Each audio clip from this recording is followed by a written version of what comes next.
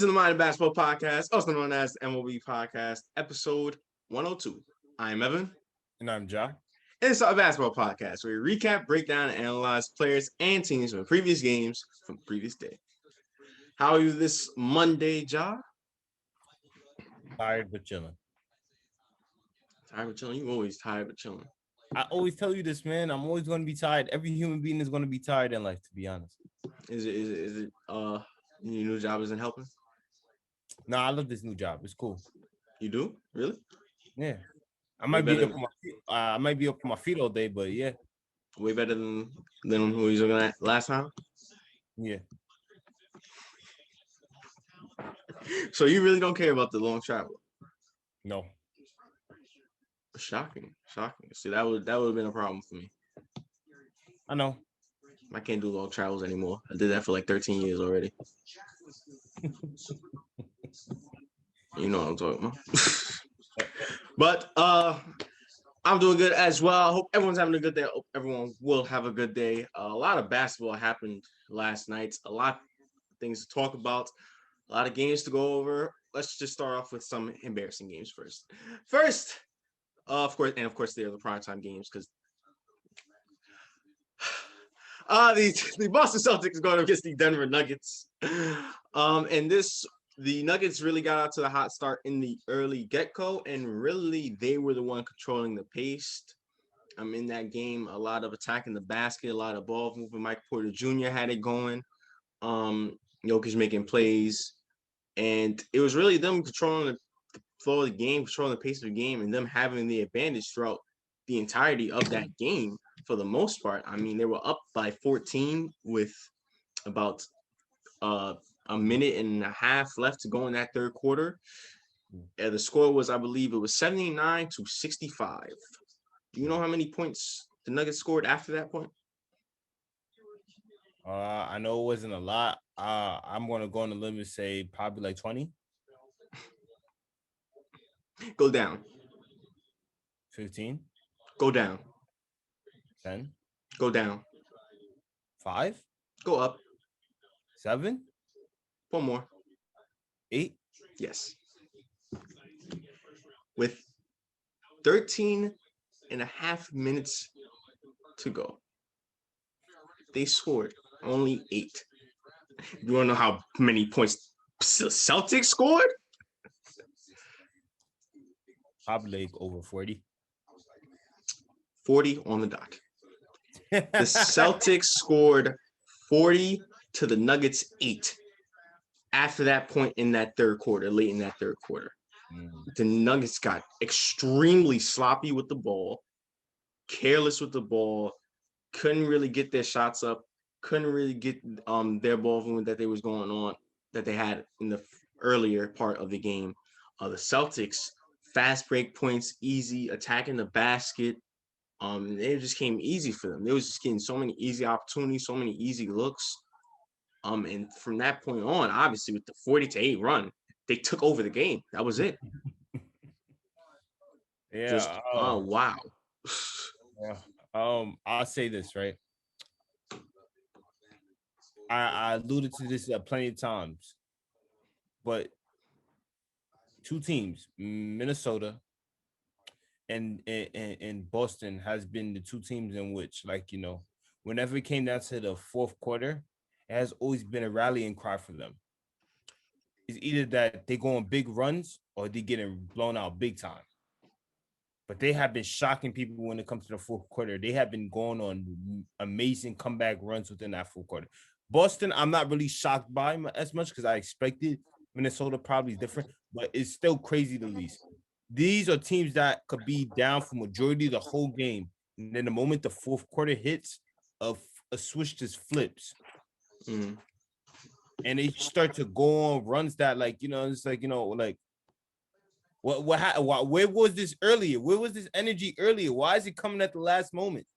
And that's why they still end up losing a lot of their games, because you're not always going to get the result as you had last night against the Nuggets. Sometimes it's a little bit too late. Yeah. You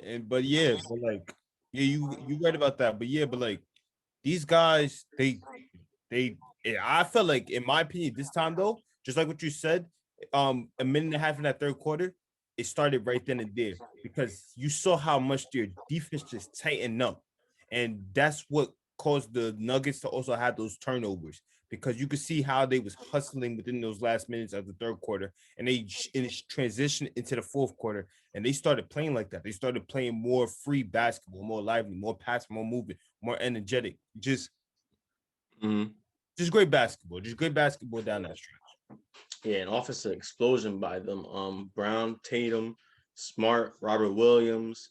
I mean, all of them. Everybody just had their way with that Nuggets team in that fourth quarter. And yeah, surprising result, especially with how the Nuggets have been playing because they've been playing great basketball. They were on an 9-game winning streak. Well, not anymore because the Celtics took that away from them in that fourth quarter and take the win. All right, from one embarrassing game to another. The Miami Heat going into Portland, playing against the Portland Trailblazers. And basically from that second quarter and on, it was the Heat. The Heat. Yep. They were attacking the basket. They were playing better defense. Dame did not have the best of games by any means. And neither really did anybody else on that Trailblazers team. The Heat playing Heat defense. He getting out, shooting the ball well, getting to the hole. I mean, Bam, Jimmy, Duncan. I mean, everybody just had it going for that Heat team. After that second quarter, and of course in that second half, mainly too. And yeah, that was really the game after that. Yeah. If the game ended in just one quarter, then yeah, the Blazers got it. But nah. And Dame struggled. He got to take off that headband, man. That headband looked foreign on him. Yeah, Dame had the headband. Nurkic had the headband. I'm just like, all these guys look like they wear headbands. I'm like, you're not mellow. You're not mellow with braids either. So what are y'all doing? I thought it was doing like what they did with the bubble with Cliff Robinson, but it was just them two wearing the headband. Yeah, it was CJ wasn't. Yeah, CJ wasn't wearing a headband. Derrick Jones wasn't wearing a headband. So I was like, what? But yeah, the Blazers, not just Dame. I mean, really, the whole team really struggled. Melo struggled. CJ struggled. And when your three best offensive players struggle like that, you have very limited chance to win. But you're right about that. And it goes again and alludes to teams playing great defense and how much of an effect that can have on teams such as the Blazers that don't play no defense, but have a great offense. Miami Heat, who has always been known for having great defensive schemes and strategies to limit certain teams from going to their main foundation, their nucleus. Mm-hmm. When you could lock down Dame Lillard, well, let me not say lockdown. Let me say when you could contain Dame Lillard, contain CJ, and then contain Melo, you basically beat them. No disrespect, I'm sorry. You basically beat the Blazers the moment you do those two things, those 2 out of 3 things. Because even if you make Melo go off, Melo's not an integral part like Dame and CJ, in my opinion. So the moment you shut those 2 players down, you can make him go off, but like it don't matter. You kind of limited the Blazers. The Blazers need, if the only way the Blazers could get over that is if their whole team got it going. Yeah. If they're off and then the whole team is off, but there's likely chance that when those 2 are off, the whole team is off. So as a result, you basically got them, and that's what the Heat basically did. Yep, you just put it beautifully. There's nothing else to add onto that. Heat take the win and have been playing better basketball as of late, kind of trying to hit their stride. But all right, on to the better games around the league, around the association. Any of them that you would like to go over first? I would like to first talk about the Wolves versus the Bulls, and this was a highly competitive game. Let's say the Wolves had the hot start. They had a hot start, but then in that second half, it started to become more of a ball game between the fact of that fourth quarter specifically, in which it was just like a back and forth exchange. I believe Heat Bulls. Heat Bulls. Timberwolves. Yeah, the Timberwolves. I think it was Carl Anthony Yes. Carl Anthony D'Lo came up big in that fourth quarter, especially D'Angelo. But the Bulls still had an opportunity to get to I believe tie the game. Yeah. As Zach LaVine, he went to the line, and I believe he had an N1, but he missed the free throw, and Carl Anthony Towns was able to secure the rebound, Yeah. and then he got fouled. And that was game. That was basically the game right there. Yeah, CJ, D'Lo and Cat really had it going for that game. Really entertaining game nonetheless. Between Cat and Levine, who also had it going for the Bulls. You know, two former teammates. Yeah. So that was nice to see. But yeah, Timberwolves getting the win, seeing what they can do when they are, you know, about 90% healthy. About 90% healthy. The next game I like to talk about is what is the next game that you like to go over, John? The next game I like to talk about is the Hawks versus the Hornets, and this was, and I'm going to just basically fast forward to the third quarter because this was when it basically became more of a ball game. The Hornets start to get their momentum going offensively. Rozier, Graham, Bridges, who had a meanness dunk, by the way, on Capella, but oh my gosh. But yeah, they start to get their role and they start to make it close of a ball game. But right after that mean nasty dunk, it was basically the Hawks. It was basically because the Hawks mainly had this game off of attacking the basket, passing until they got close to the basket, and when it was time to hit their threes, they came up big with their threes. They was doing that the whole night, but down the stretch, that's when they both most definitely came up big. You talk about Lou Will, I forgot. I don't know his first name, but there's but a guy named Goodwin and Lou Will and Bogdanovich coming up big with the threes and just getting it and just utilizing throwing it up to Clint Capella down in the paint. And as a result, that's how the Hawks was basically able to close out this game. And don't get me wrong, the Hornets had two opportunities to hit three. You talk about Rosen, you talk about Graham, who had a possibility to make it more of a closer game and probably send it to overtime, but they were able to shut that down. Good Hawks defense.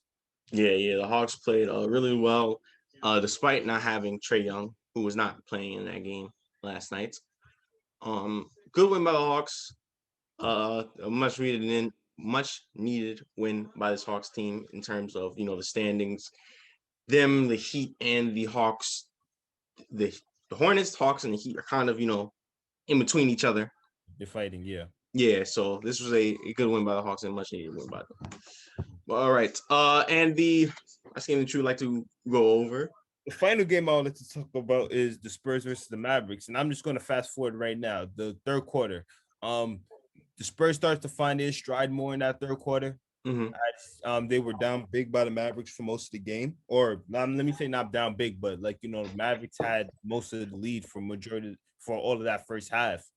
And you start to see it going, and specifically one of my favorite players to watch, my favorite player, Demar DeRozan, he came out balling in that second half, in my opinion. He came out balling, and the Spurs start to go right along with his back to try to get this. And you start to see the whole thing change. You start to see him, Lonnie Walker, Jakob Poeltl, and the Spurs playing just better basketball in that second half.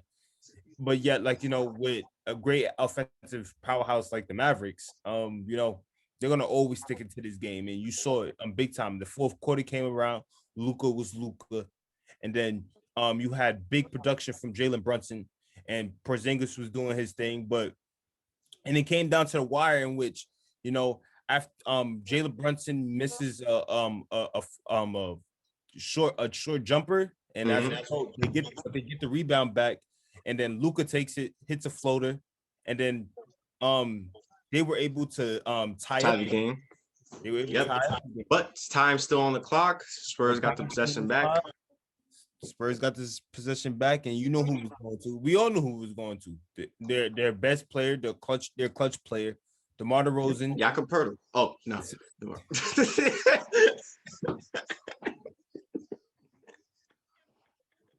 as I was saying, the time ticking down on the clock. DeRozan on the ISO, just a beautiful twice right between the legs, sidestep, just fade away three at the buzzer to get the game. It was so beautiful. And Almost I'm at gonna the put up buzzer. the Almost what? at the buzzer. Almost at the Almost buzzer. at the buzzer. And I'm gonna put up the footage because that was a beautiful shot. Yes, that was a beautiful shot and a beautiful game winner by DeRozan in a much what? Kobe. Sure. And a much needed win by the Spurs team, who has been on the losing side as of recent late. Nice win against the 7th-seeded Mavericks. Hopefully, they can use this win, get some more wins to either stay in the playing game or get out of the playing game.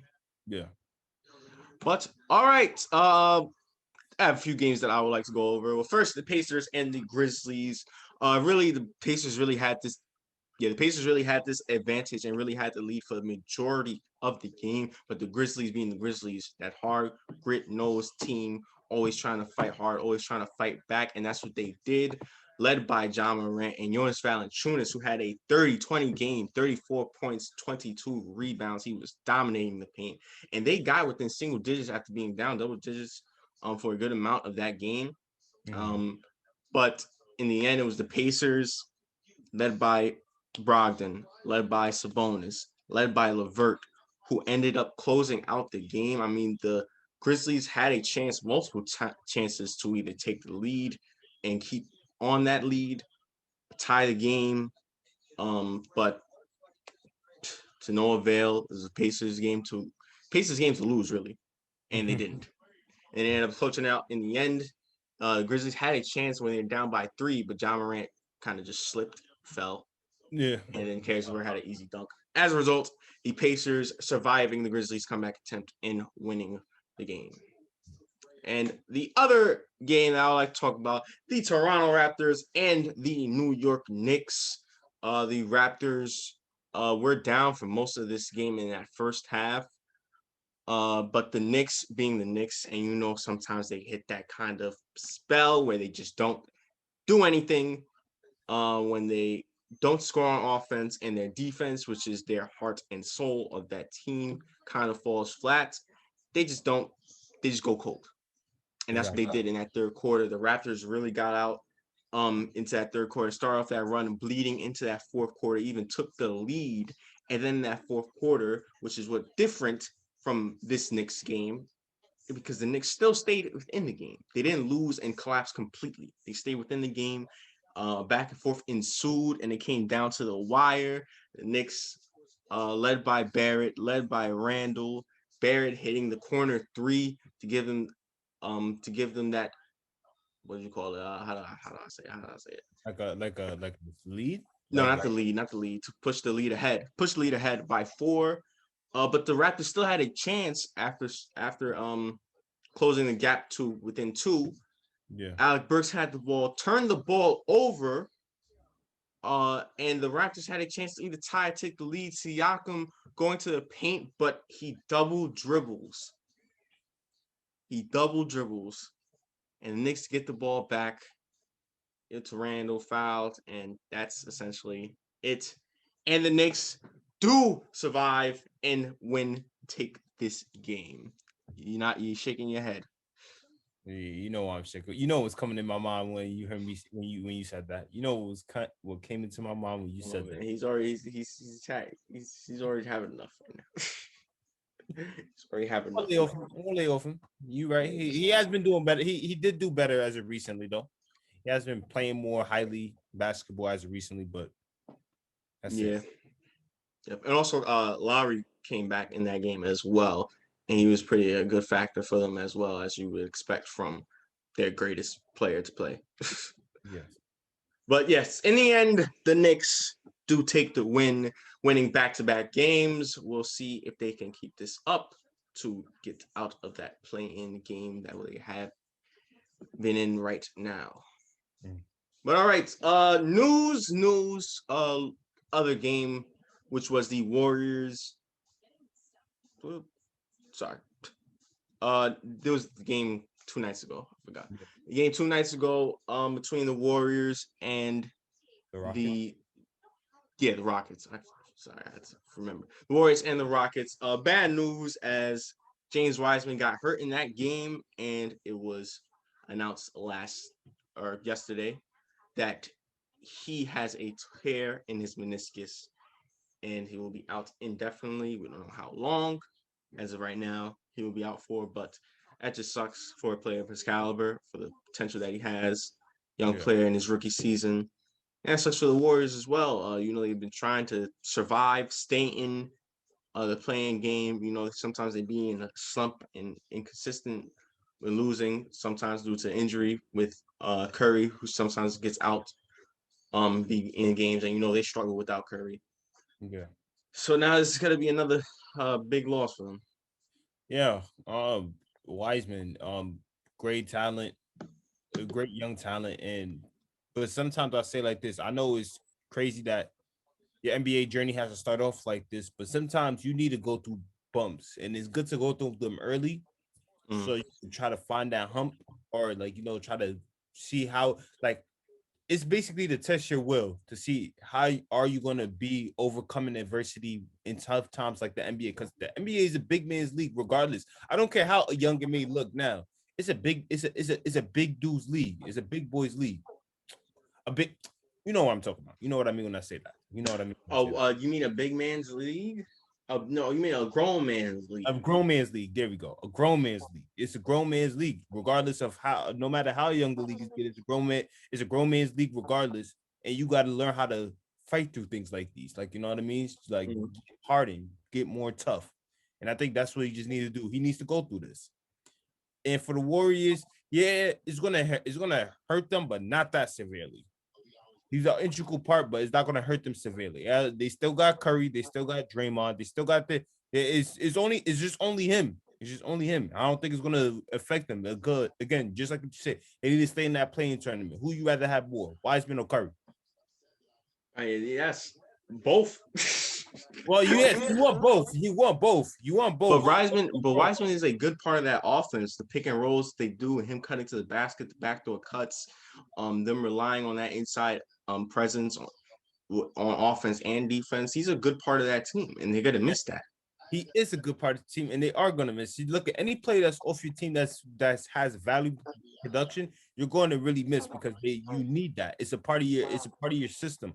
But I'm just saying, look at even though he's an integral part, if he gets injured, God forbid, I'd rather him take some time out than than be pissed if, like, God forbid, if Curry got injured, because that's somebody who I really need to bounce off of in order to go somewhere. Yeah, but you trying to compare it to Curry. We don't even need to do that. We just talking about Wiseman alone. Wiseman alone is a loss, and a big loss. Yeah.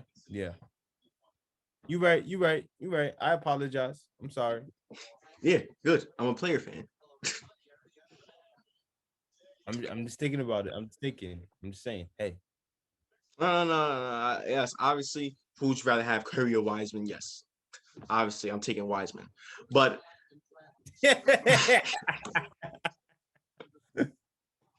I get what you mean, but nonetheless, yeah, a big loss for the Warriors to lose Wiseman. And hopefully Wiseman gets better soon. Hopefully it's not severe to his career. We'll keep you updated on the injury down the road. Well, all right. Time for some predictions for tonight's set of games. And this looks like to be an interesting lineup. First, starting off with the probably two most marketable moneymakers of the NBA in terms of their franchises. The Los Angeles Lakers, defending champions, going up against the New York Knicks in the Garden. Oh, I'm gonna choose the Lakers for this one.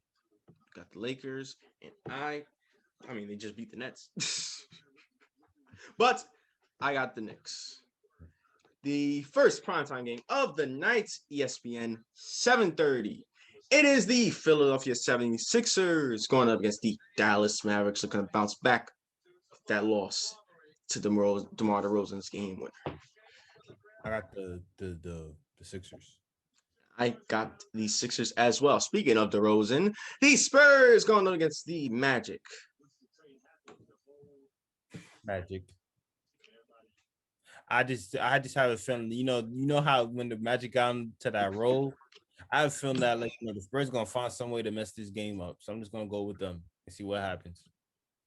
They just lost by like 30 to the Bucks without Giannis. But hey, it is NBA. Anything is possible. And Okiki gonna have a good game. He's nice. All right. You stop hating. He's nice. I'm not hating. That's the reason I say he's gonna have a good game. Okay. That's true. Oh yeah, I mean I'll be a casual, things can change from day to day. Just because you get blown out by a team by 30 doesn't mean you gotta lose again to a different team the next night. Exactly. Yeah. But I have the Spurs though. The Nets going up against the Timberwolves. No Kyrie, no Aldridge, no Blake Griffin, no Harden. So Kevin Durant going up against the Timberwolves. Oh wait, Joe Harris, I got respect. Oh, Claxton. Damn, they still got a team. Never mind. Got a good team. I'm gonna say the Wolves got this one. This is a game that the Wolves should win, in my opinion. No disrespect. This is the game that the Wolves should win. I got the Nets. Don't forget the last game when they played against each other. They came close to winning that. You're right. Yeah. You're right. It's possible. The Bulls going against the Grizzlies. Bulls. Grizzlies. The Kings going against the Pelicans. House. Pelicans. The Wizards going against the Utah Jazz. Jazz. The last primetime game of the night, doubleheader ESPN 10 o'clock. The Denver Nuggets looking to bounce back off of that collapse against the Celtics. Going up against, as we just mentioned, the Golden State Warriors. Denver. I bet if they had Wiseman, you would pick the Warriors. Nah. Still wouldn't pick them. No, I don't know. Now I hope the Warriors win. I changed my pick. I got the Warriors. And lastly, the Houston Rockets going against the Suns. Houston Suns. Who do you have? I got Devin Booker. It wasn't that hard to pick. Yep, I got Devin Booker. I mean, he based his career off of that man right behind me. So I got the Phoenix Suns. Yep. But all right, I think it's time to wrap things up. Any final thoughts? That dude right behind you, his draft class was legendary. I'm not gonna lie. Yes, the 96 draft. A lot of gems in that draft. Not just Kobe. I mean, you could take Kobe out and it will still be a legendary draft class. Honestly. And you talk about Allen Iverson, Stephon Marbury, Marcus Camby, Ben Wallace went undrafted. Mm-hmm. I just learned that. Ray Allen. Steve Nash. I mean, God. I think the moment you said Kobe and Ray Allen, then you go on to Steve Nash and you could just stop right there. Like, come on now. I think you just piling it on. I mean, this is like at this point you just adding on more great players after that. It's just like you just need to say three names: Kobe, Steve Nash, and Ray AI. That's it. I think that's what people need to hear. That's it. Honestly, yeah. But that discussion should be another topic for another day, maybe in another video. But as for this video, thank you guys for watching today's podcast. Make sure to tune into tomorrow's podcast. Make sure you like, share, and subscribe. And also follow IG down in the description below. And once again, I am Evan. I'm Ja. And this is the Mind of Basketball Podcast.